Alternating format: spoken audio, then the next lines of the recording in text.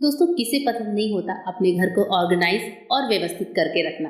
लेकिन घर में जगह जगह पसरी गंदगी या फिर कूड़ा करकट हमें थोड़ा सा डिस्करेज करते ही करते हैं। लेकिन आज आपके लिए एक ऐसा उपाय लेकर आई हूँ जिससे आपका पूरा घर रहेगा व्यवस्थित और एकदम ऑर्गेनाइज। घर में ना ही कोई गंदगी दिखेगी, ना ही पर कहीं कोई कूड़ा कचरा दिखेगा। इन कागज की छोटी छोटी ये जो पोटली टाइप की चीजें आपको दिख रही हैं, ये बहुत ही अमेजिंग काम करती हैं, हमारे पूरे घर को चमका कर रखेंगी। जी हाँ, आप सोच रहे होंगे कि मैं क्या बोल रही हूँ, ये मैंने क्या बना कर रखा हुआ है। दोस्तों, इसके लिए पूरा वीडियो देखना ही बनता है, क्योंकि इसको बनाने के लिए मैंने बहुत सारी मेहनत की है, अपने पूरे घर को व्यवस्थित किया है और इसका इस्तेमाल कैसे किया है ये भी आपको मैं वीडियो में बताने वाली हूँ। घर के हर एक पार्ट में अगर आप इनका इस्तेमाल कर सकते हैं तो बहुत अच्छे से आप इनका इस्तेमाल कर पाएंगे। साथ ही जो है ये पोटलियाँ आपके पूरे घर को व्यवस्थित करने में हेल्प करेंगी। कागज में सिर्फ 2 से 3 फोल्ड लगाने हैं और उसके बाद से आपका पूरा घर होने वाला है एकदम चकाचक, एकदम व्यवस्थित। यहाँ तक कि बच्चे भी आपका बहुत ज़्यादा साथ देने वाले हैं। आप जहाँ चाहेंगे वहाँ इनका इस्तेमाल कर सकते हैं। बच्चे, बड़े, बूढ़े, सबके कमरे में, हर घर में, घर के कोने कोने में, यहाँ तक कि टेरेस पे भी आपके बहुत ज़्यादा काम आने वाला है। तो दोस्तों, देर न करते हुए चलिए वीडियो को शुरू कर लेते हैं। तो यहाँ पर मैं क्या करने वाली हूँ, हम यहाँ पर जो है बनाने वाले हैं एक ऑर्गेनाइजर मैं बनाने वाली हूँ सिंपल न्यूज़पेपर के साथ। ये वही न्यूज़पेपर है जिसको हम कभी कचरे में डाल देते हैं, कभी डस्टबिन में डाल देते हैं। आप किसी भी पुराने न्यूज़पेपर का इस्तेमाल कर सकते हैं। मैं यहाँ पर पेपर को वेस्टेज करने की ओर बढ़ावा बिल्कुल भी नहीं दूंगी। मैं यही चाहूँगी कि हमारे घर पे जो पैम्पलेट्स वगैरह आते हैं, जो पेपर जिन पे हम सब्जियां सुखाते हैं, या फिर जो न्यूज़पेपर थोड़े से पानी में गलकर हल्के से गीले गले से हो जाते हैं, उनका भी आप यूज़ कर सकते हैं। जैसे मैं यहाँ पर मैंने लिया है एक पुराना न्यूज़पेपर, आपको दिख रहा होगा ये न्यूज़पेपर थोड़ा पुराना है, थोड़ा मुड़ा हुआ सा भी है, पर कोई बात नहीं, मैं इसका इस्तेमाल बहुत अच्छे से करने वाली हूँ। इसे हम थोड़ा सा हाथों से सही करेंगे और इसके लिए हमें चाहिए होगा रेक्टेंगल शेप का पेपर। जी हाँ, ये हमें स्क्वायर शेप का पेपर नहीं चाहिए होगा, यानी कि चौकोर नहीं, हमें आयत के आकार का पेपर चाहिए होगा। जैसे जिस शेप पे हमारी फ्रिज या अलमीरा वगैरह होती है उस शेप का पेपर। तो यहाँ पर देखिए पेपर का छोटा सा टुकड़ा है जिसमें मैंने लगाया है 2 फोल्ड। 2 फोल्ड इस तरह से लगा लेंगे। पहले हमने खड़े में लगाया है और उसके बाद से तो सिंपल आप किसी भी तरीके से 2 फोल्ड लगा सकते हैं। 2 फोल्ड लगाने के बाद इस तरीके से साइड वाले पार्ट को हम एक ट्रायंगल बनाते हुए मोड़ेंगे। ये देखिए, आपको वीडियो देखने से ज़्यादा पता चलेगा। हमने यहाँ पर इस तरह का एक ट्रायंगल बना लिया है साइड में। अब इसी तरह का एक ट्रायंगल मैं बनाने वाली हूँ इसके दूसरे पार्ट में। तो दोनों साइड से हमें बनाना है ट्रायंगल। ये वाले ट्रायंगल को इसी तरह रखेंगे और उस दोनों पार्ट को ट्रायंगल बनाते हुए यहाँ पर इस तरह से मोड़ देंगे। अब सेम काम हम करने वाले हैं इस साइड भी। तो दूसरे साइड भी हमने एक ट्रायंगल बनाया और इस दोनों पार्ट को उठाकर ये दोनों ट्रायंगल हमने आपस में इस तरह से टक कर दिए। अब आते हैं ऊपर वाले पार्ट की तरफ। ऊपर में हमने जितना एक्स्ट्रा पेपर हमारा आया है ट्रायंगल से ऊपर, उसको हम इस तरह से मोड़ेंगे। लेकिन उससे पहले आपको ट्रायंगल उठाना है और बीच में, ठीक बीच में लाकर इस तरह से मोड़कर फोल्ड कर देना है। 2 फोल्ड यहाँ पर हमने किया, देखिए। और उसके बाद से ये जो ऊपर का पार्ट एक्स्ट्रा बचा है इसको हम मोड़ देंगे नीचे की तरफ। तो एकदम बराबर से अच्छे से मोड़ेंगे। अब इसी तरह से ट्रायंगल के इस वाले पार्ट को हम यहाँ पर बीच तक लाएंगे और दोनों साइड से एकदम बीच में मिलाते हुए फोल्ड कर देंगे। दोनों साइड का मिलाना जरूरी है और जो भी आप फोल्ड करें वो अच्छे से एकदम बढ़िया से करीने से करें। पेपर कितना भी पुराना हो, आपका फोल्ड अच्छा होना चाहिए। देखिए, कुछ इस तरीके से हमने कर दिया।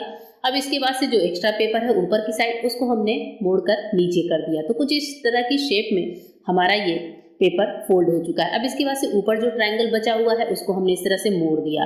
अब इसको खोलते कैसे हैं ये मैं बताऊंगी, लेकिन देखिए इस तरीके से हम इसको ऑर्गेनाइज करके रख सकते हैं। जो भी आपके पास पुराने पेपर पड़े हों, पैम्पलेट वगैरह हैं, बच्चों के कुछ पेपर्स होते हैं, हमारे हस्बैंड के कुछ वेस्टेज पेपर्स निकलते हैं, उनको आप लेकर ये चीज़ बनाकर रख सकते हैं। और हमको खोलने के लिए पीछे वाले पार्ट को इस तरह से पूरा ओपन कर देना है और ये हमारा छोटू सा ऑर्गेनाइजर बनकर तैयार है।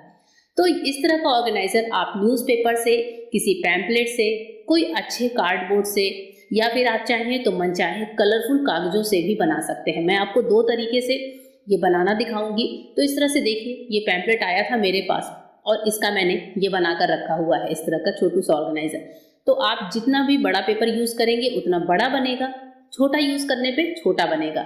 मैं आपको एक कलर्ड पेपर का भी ऑर्गेनाइजर बनाना दिखाऊंगी। तो ये मैंने दिखाए 2 तरीके के, थोड़े 2 साइज के बने हैं।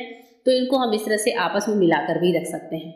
अब मैं आपको रंगीन वाले पेपर से भी ऑर्गेनाइजर बनाना दिखाती हूँ। तो मैंने यहाँ पर एक ड्राइंग शीट ली है, जो बच्चों के प्रोजेक्ट वाले कॉपी आती हैं उनमें से मैंने एक पेज ले लिया है और इसके बाद से सेम तरीके से मैं यहाँ पर आपको बताने वाली हूँ। इसको फोल्ड करना थोड़ा सा हार्ड होता है, लेकिन इससे जो ऑर्गेनाइजर बनता है उसे हम काफ़ी टाइम तक यूज़ कर सकते हैं। और जो न्यूज़पेपर वाले होते हैं उसमें अगर हमने थोड़ा सा भी गीला चीज़ रख दिया, गीले में यूज़ कर लिया, तो वो ख़राब हो जाता है। तो इसलिए अगर आपको काफ़ी टाइम तक चलाना है तो आप इस तरह से हार्ड वाले जो पेपर होते हैं उनसे ही बनाइएगा। तो सेम उसी तरीके से मैं ये ऑर्गेनाइजर भी बना रही हूँ। और ये जो हमारे हार्ड शीट वाले होंगे ये हमारे किसी ऐसी जगह काम आएंगे जहाँ पर कोई चीज़ हम परमानेंट रखते हैं।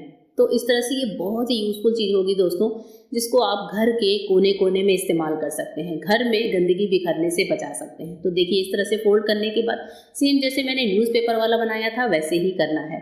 और इस तरह से बीच में दोनों ट्रायंगल्स को लाते हुए हमें यहाँ पर इसको मिला देना है। ये देखिए कुछ इस तरीके से मैंने दोनों को मिला दिया है। इसी तरीके से जैसे हमने न्यूज़पेपर का बनाया था वैसा ही हम यहाँ पर बना लेते हैं। तो मैं यहाँ पर आपको 2 बार बनाना इसलिए दिखा रही हूँ, कभी कभी एक बार में थोड़ी सी कंफ्यूजन होती है कि इसको हम कैसे बनाएं, इसलिए मैं यहाँ पर आपको 2 तरीके के पेपर से ये ऑर्गेनाइजर बनाना दिखा रही हूँ। तो देखिए हमारे 2 ऑर्गेनाइजर बनकर तैयार हो चुके हैं।